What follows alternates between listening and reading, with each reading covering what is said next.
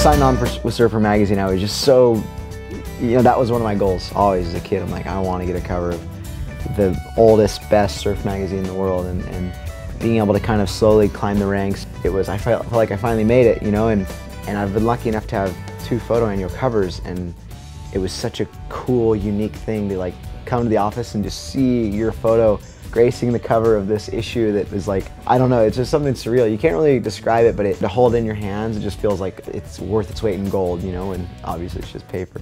It's a dream. There's nothing that will ever replace that. It's something I'll never forget.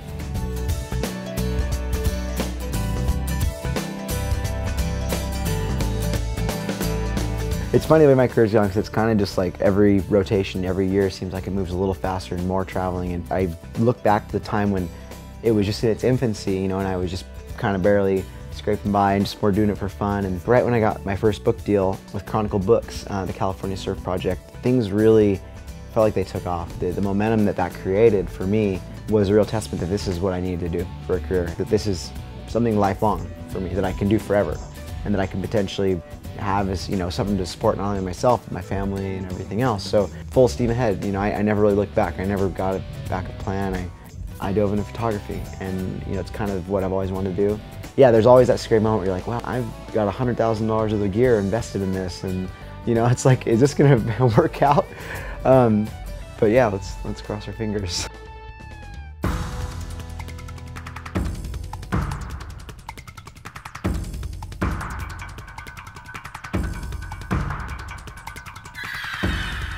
I just got back from New York City. We premiered this new photo book and zine, like DVD combo we just came out with.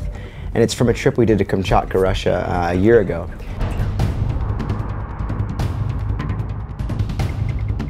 It's been really cool being able to talk to people about, some of these trips that I've been doing. And normally with any place I'm going, I'll Google it, I'll look it up and research. And with Russia, all that kept popping up was bears.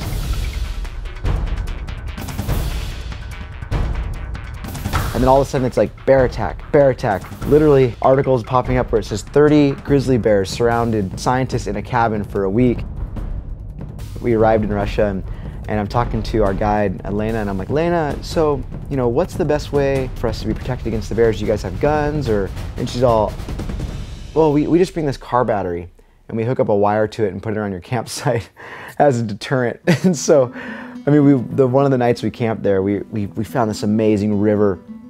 And it was like, we get out of the truck and we see all these flat spots on the grass. We're like, whoa, this is perfect. And all of a sudden we see all these like dead birds and animals and stuff, and they were just places where bears had just, had a feast. You couldn't even take a step without stepping on a bear track. No way. And they look fresh, so we'll see what the night holds. I find inspiration every day. Being online, it's incredible. 5 years ago, you would have had to go to the MoMA or amazing library to see all the amazing imagery or the amazing art that you can now just see on your phone. I can just flip, by flipping through my phone, I can see all this imagery that's like, oh, it just moves me.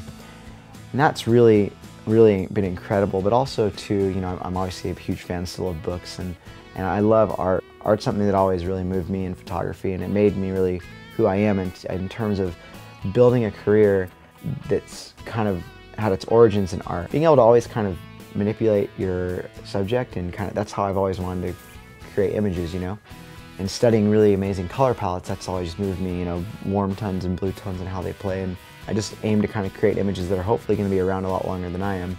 In some ways, I'm almost more excited when there's an image that I'll post that people will just like freak out and love. Because you're straight commenting back and forth with people, your viewers, your audience, and it's really cool to hear their insights and kind of give feedback as to like what camera you're using and like what conditions were like and like how cold you were and like, oh, what was it like shooting in the water with snow around you? You get this insight, and it really kind of this direct-to-consumer relationship where all of a sudden, you get to really interact.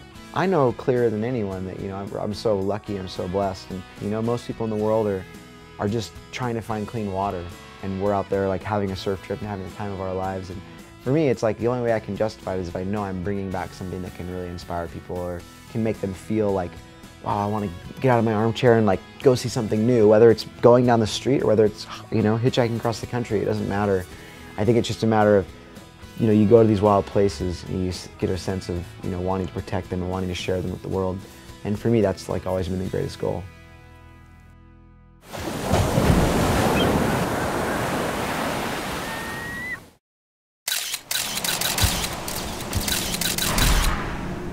My name is Zach Noyle. I'm a professional surf photographer. I was introduced to photography